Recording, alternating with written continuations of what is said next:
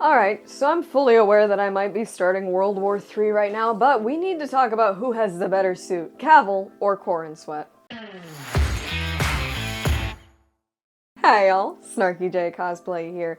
So last week I made my video reacting to and discussing David Corenswet's new Superman suit, and in the comments there were a lot of mixed reactions when it comes to Superman suits. Now of course, our last Superman, the beloved Henry Cavill, DC did him pretty dirty, and now we've got none other than David Corenswet, and we've seen the suit. But what I want to do right now is essentially stir the pot, and let's compare David Corenswet to Henry Cavill. Now let's get into it. We're gonna kick things off by talking about Henry Cavill. Despite the fact that I have an enormous crush on him, that really doesn't factor in much. I'm not a Snyder fangirl at all. In fact, I think Snyder's a hack, and I could make entire videos talking about the fact that I think he's a hack, but that's neither here nor there. The fact of the matter is that the Snyderverse Superman suit was actually a very good real-life adaptation of a Superman suit. Now, when Henry Cavill auditioned and did screen tests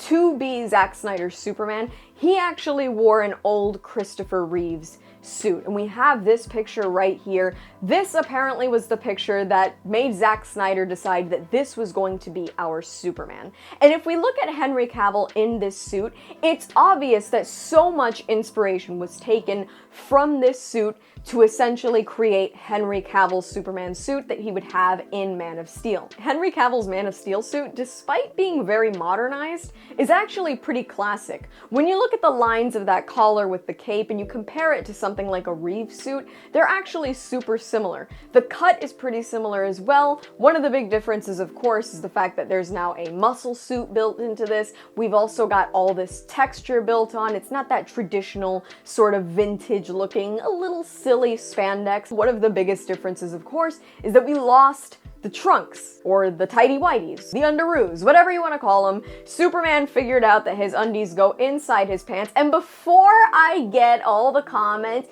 well, Superman wore the trunks outside his pants because he had to cover his nuts. Yeah, I know how dance belts work. I recommend them to every Spider-Man I see without one on the convention floor. The point is that if he wanted to hide his coconuts, he could wear the belt under the suit. So the fact of the matter is that homeboy decided to leave his house with his undies outside his pants. Could not be me, ladies and gentlemen. Anyways, for as classic as they are, in my opinion, the trunks are a very dated sort of look, and I want to relate it to some other example about weird crotchular modifications. If you look at Boba Fett, who is very much a child of the 70s and 80s, he had a weird codpiece going on to protect his junk, and by the time we got The Mandalorian, the codpiece was totally gone.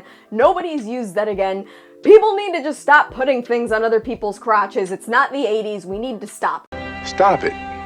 Get some help. So personally, I was thrilled that the trunks were gone. Henry Cavill's suit, though perhaps overly textured, is not overly complicated. It really does feel like just a one-piece suit, a little bit of details around the wrists and around those boots, which I really like, but all of it serves just to add character to the suit. My one complaint, besides the fact that it looks super thick, I always hated the very muted colors established by the Snyderverse. Of course, like I said, Zack Snyder's a hack who likes to use Instagram filters for color correction and call it cinema, and I think that that's why we got the super muted Superman colors. It's not the bright blue and red that our Boy Scout in the sky has always represented. It's basically navy blue, burgundy, and beige instead of gold. Superman has always been a symbol of hope, and that's one of the things that I don't like about Henry Cavill's Superman that really has nothing to do with him as an actor. It's just that he lost the ability to be a symbol of hope because Zack Snyder wouldn't let him be, and I think that a lot of that is represented in the suit. That's my biggest complaint about it, is that it's so dark and so muted that it doesn't really give off the vibe of being a true symbol of hope. But the fact of the matter is that the structure of the suit itself is spectacular. Henry Cavill wore it beautifully. I watched plenty of animated Justice League and Superman stuff when I was growing up. I've read a lot of Superman comics, I've read a lot of Justice League stuff, and to me, Henry Cavill is my personal Superman. Now, that's not to say that I don't leave the door open for David Corenswet. James Gunn seemed very hell-bent on pointing out that his Superman was going to be really different. It could be the color correction of this photo. This is all we have of his Superman so far, but it does seem like we're once again getting these really dim colors, and that I'm not a fan of. In one of my other videos, I talked about the fact that this suit is 100% just the New 52 suit and the Kingdom Come suit combined. It's the emblem from the Kingdom Come comic book series where they really wanted to drive home that it wasn't an S, it's a symbol of hope, it's an S. And that New 52 universe, look, the New 52 universe was historically terrible. Some of the suits were really cool, and I think that the New 52 thing works better in the comics than in execution. The collar just looks a little bit too high, the cape doesn't really sit the way it should, the symbol's okay, but there is so much wrong with this suit if you ask me. One of the things that I really talked about in that video I referenced earlier is the fact that to me this looks MCU-ified. There's too many lines, it looks too complicated, it doesn't quite give off classic, even though it does include the trunks, it's not giving classic Superman. And one of the things that really made me realize this is just the fit of it. The problem is that these suits are getting thicker and thicker by the day. A lot of people have been criticizing David Corenswet and saying that he didn't bulk up enough for the role, but check out this photo of him. The guy is massive right now. Any bigger and he'd be The Rock. We don't like The Rock over at DC. So it's not a matter of David Corenswet not being big enough to be Superman. I think that the costuming department just put him in something that's maybe a little bit too thick, a little bit too baggy. One of the things about these spandex suits is that they are skin tight. And I'm gonna take a step back so I can show you guys something. I own quite a few of these suits, and if they're not shaded like this one is, as you can see, there's literal shading in different parts of my body to create an illusion of more muscle.